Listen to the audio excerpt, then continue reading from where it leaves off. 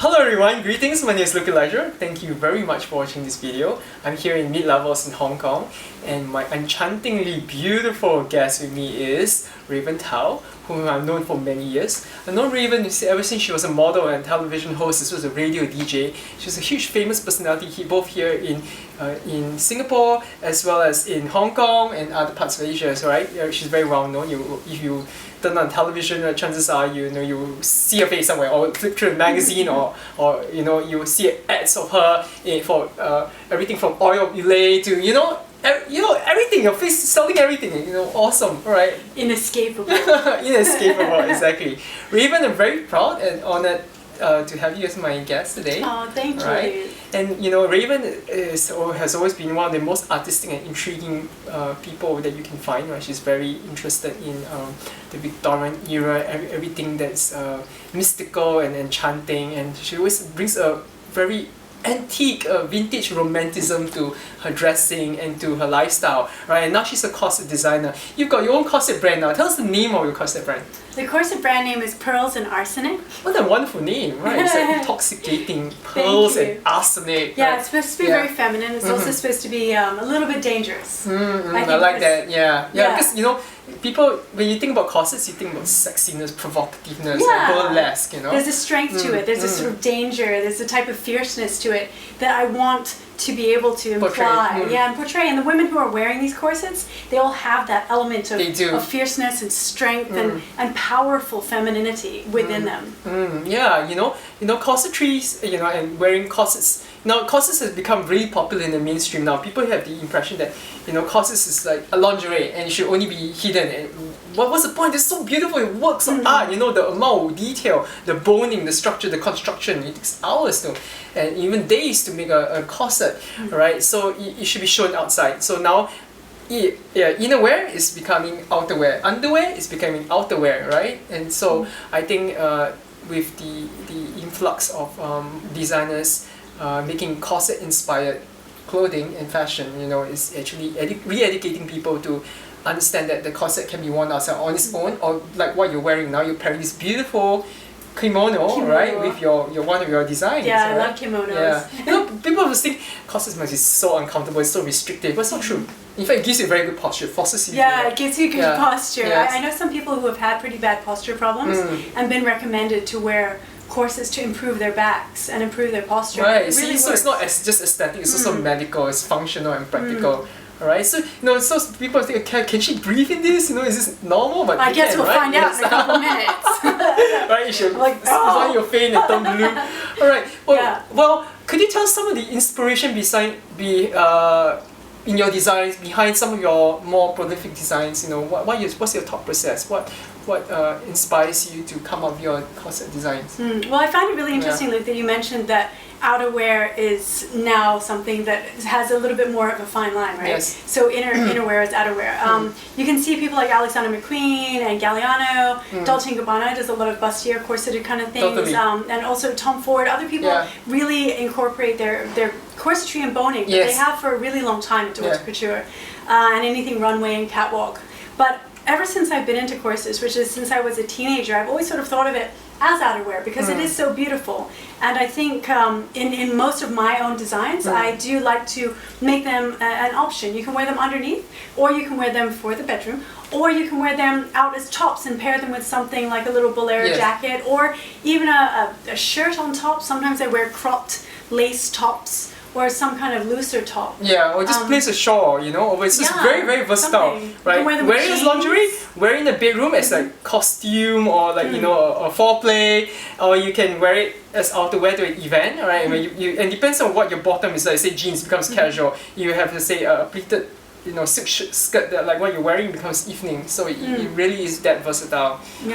So what are some of the materials that where do you source the materials? What are some of the enhancements or embellishments that you use for your designs? Well, it's really interesting you ask that because my designs are a little bit unique in a way because we have corsets are somewhat expensive, especially very good quality ones. Yes. So often you can find them starting from about US $80 and then they go up to like 12,000 Hong Kong dollars or even 12,000 US dollars for certain corsets. So if you look at, like Mr. Pearl and other people who design for Kylie Minogue and Dita Von Teese, those are the highest end corsets you're going to get. They're absolutely amazing. So what I decided to do was I wanted to create Hong Kong's first luxury corset brand, because I realized that we don't have one here. a corset brand. And I was looking for them, and other people were saying, I'm looking for them too. And I realized that we were all looking for something that didn't exist, so I decided to create it.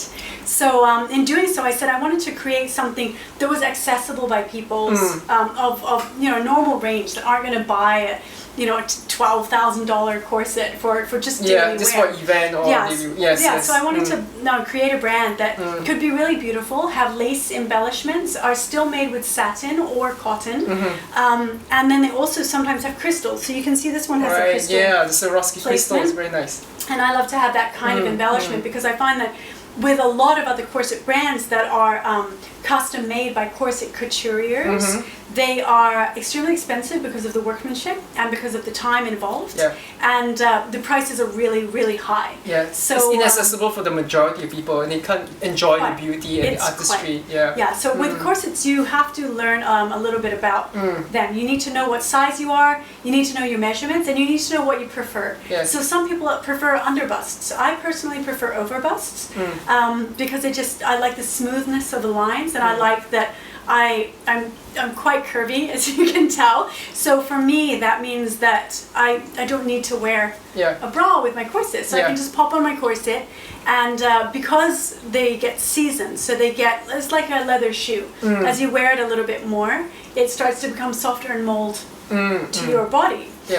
So I prefer that style, but you need to know these kind of things about yourself before you start to invest in more and more corsets. Correct.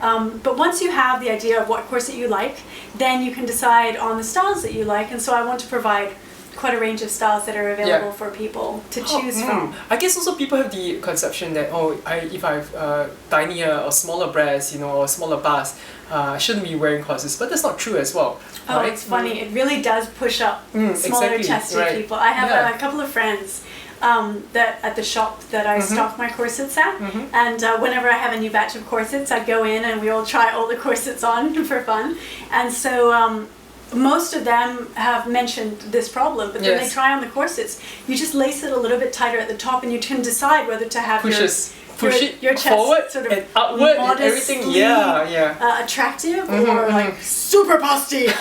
and that's nice for them, because they really like that they can have the choice to have that kind of element, where sometimes they have trouble finding things that are as push-up. Yeah, it definitely creates the illusion, the optical look of having a fuller, more firmer bust. And that's the dream of every lady. Nice cleavage, nice and an hourglass shape. It always gives you just nice cinch waist. So I looked at some of your corsets. Your whole wardrobe is spilling out of your corsets. It is. And like, how many corsets do you? Yeah, how many corsets? How many corsets do you own in your collection? Maybe 40. Approximate number. 45. 40 or something. Yeah, most girls doing only one, so you're 45. I have a problem. I love to explore. I love to explore other designers as well.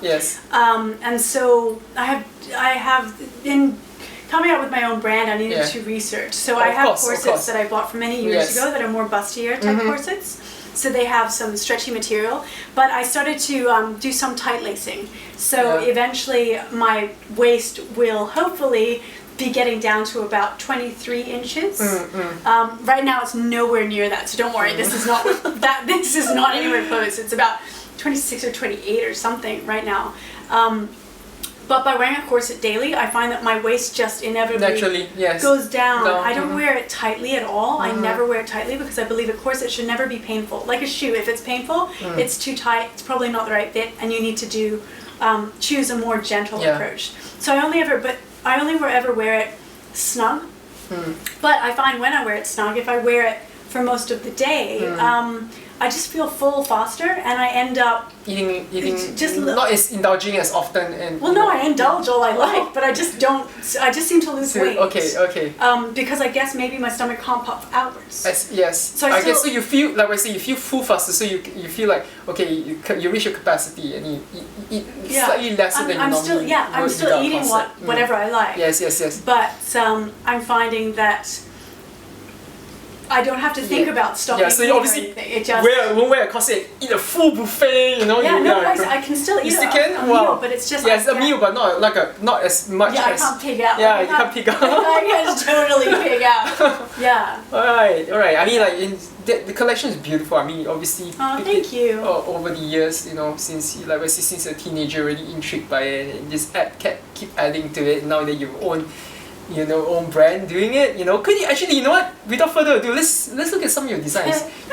Show them to us. Okay, so I'm going to show you one of the more sparkly corsets that I designed. It's called a Rose Merlot. Look at this scarlet color, right? It reminds me of like Gone with the Wind. It's beautiful, and this gradation tone. That took me so long to do. So I actually personally Swarovski crystal, them, because it's very calming for me. I really like it. Right. So that's quite fun. You have to be careful when you're wearing it. This is an underbust, right? It's an underbust. Yeah, so it sits underneath like that's that. Beautiful. Look at that! Wow, it's so beautiful. Show them the back. The back is just laced standard lacing.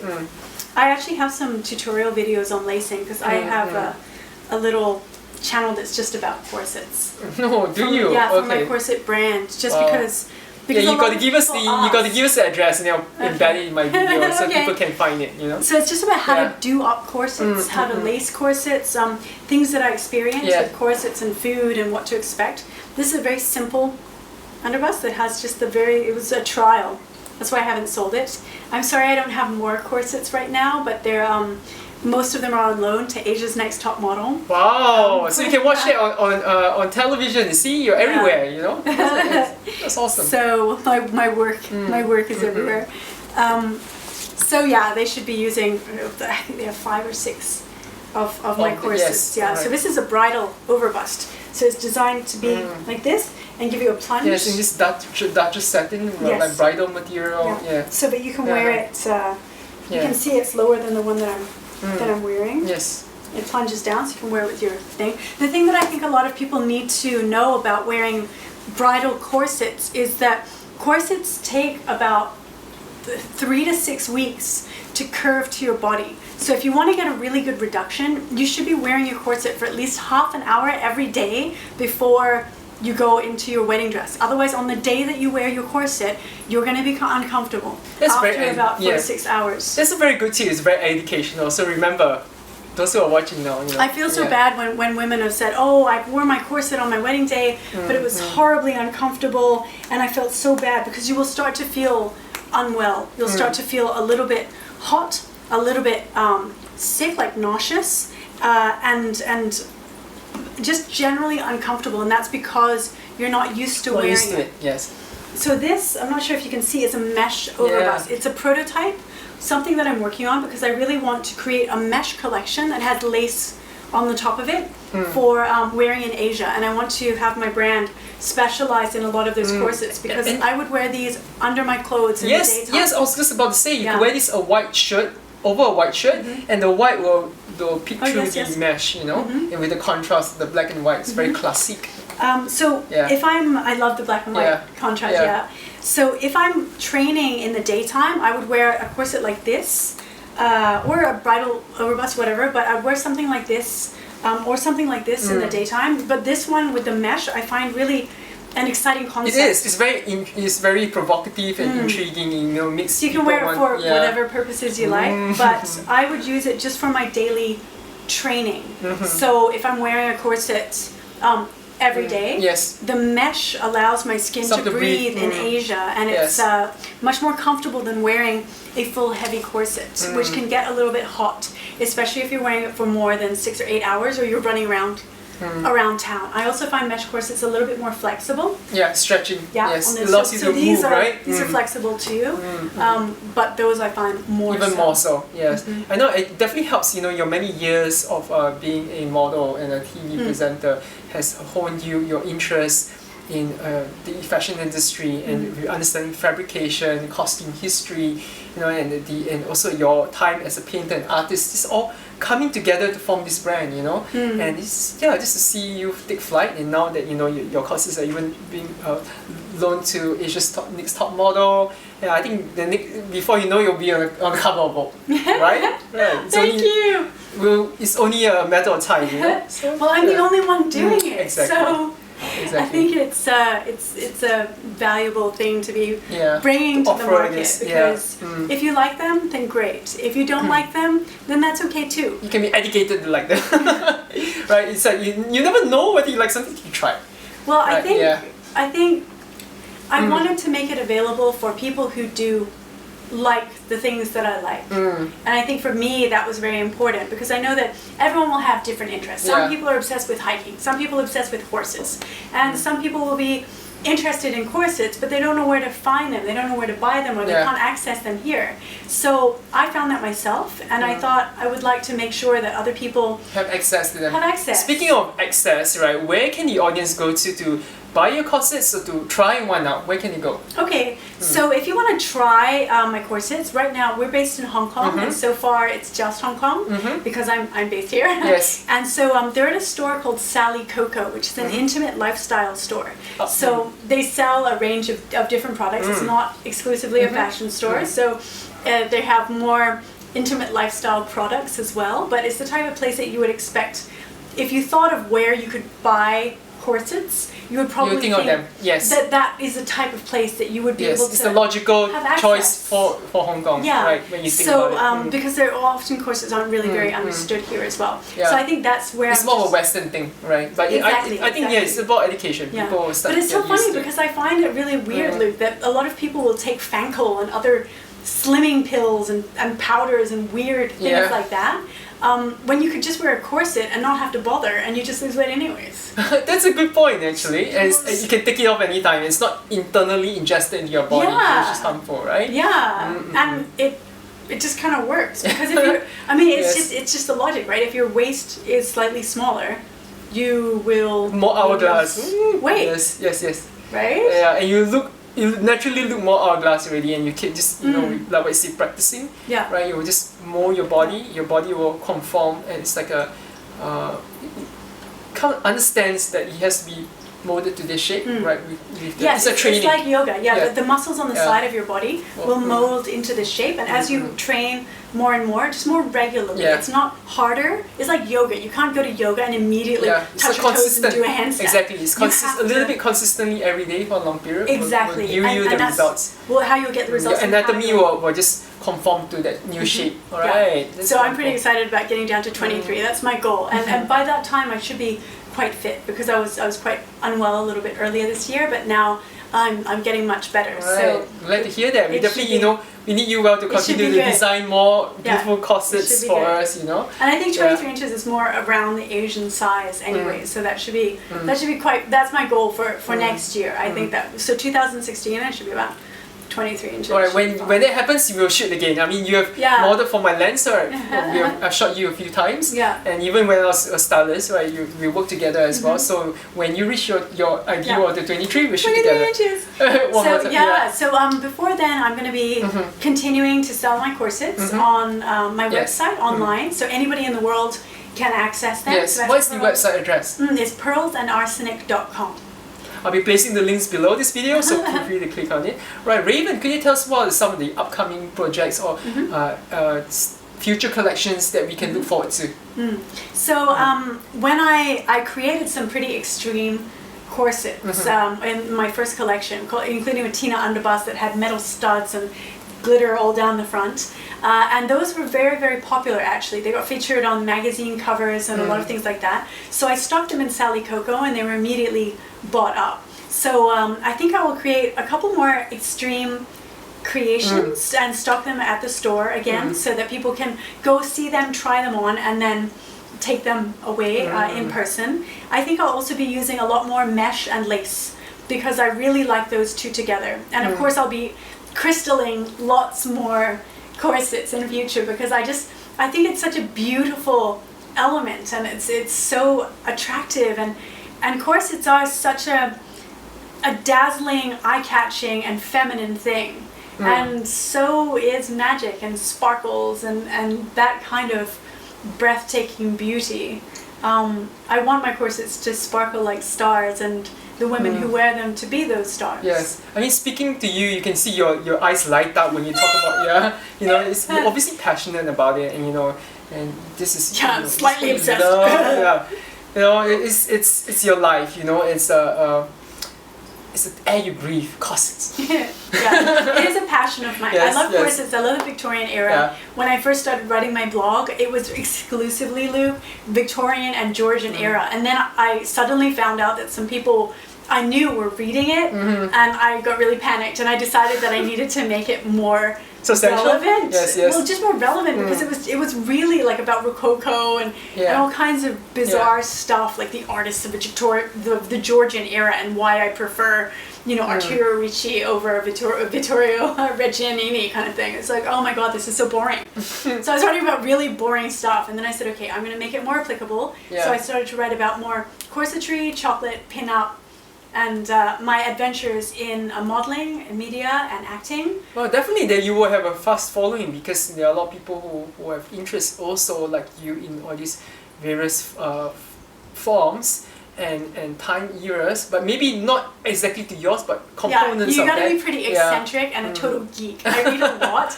and I'm really... She really does. She always has a book in her bag, I do, and not just a Kindle, like an actual book.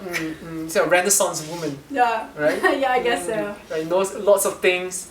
Right. Okay, thank you again, Raven. I hope to have you again in one of my future videos. Alright? Right, thank you guys for watching this video. Please feel free to click on her links, right, as well as go to her YouTube channel to learn how to properly wear a corset and more about all her corsets, right? And buy one of her corsets. Thank you again for watching this video. Please feel free to subscribe to my YouTube channel for more interesting, exciting videos to come. Thank you!